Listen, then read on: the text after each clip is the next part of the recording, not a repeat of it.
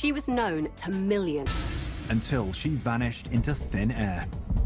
The investigation into her disappearance would take a terrifying turn and uncover a dangerous rivalry fueled by jealousy and anger. The person that was missing was Gemma McCluskey. She was an actress, most famously been in EastEnders. The last person to have seen Gemma was her brother. It was out of character for her to be missing for this length of time. Texting and speaking to her friends and family.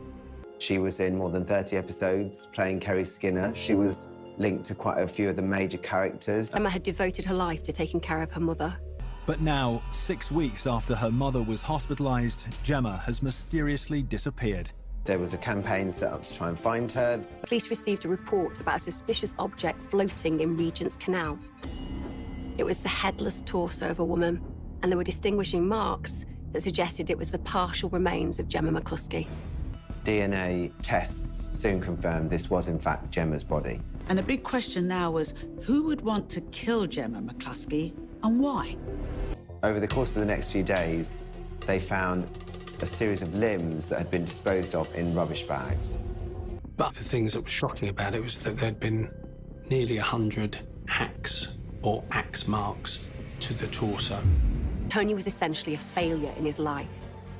And it seems to be that he built up a heavy resentment towards other members of his family who were more successful than him. Gemma had to handle everything, with him just sitting on the couch.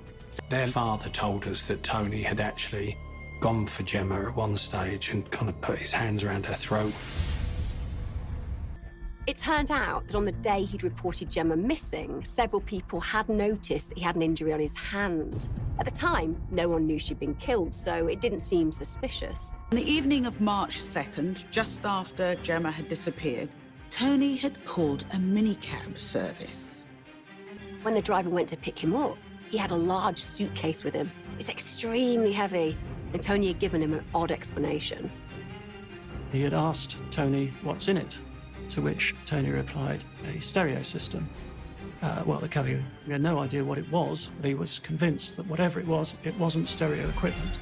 And what we saw is an image of a man who, of course, we now know to be Tony, dragging this suitcase along the canal.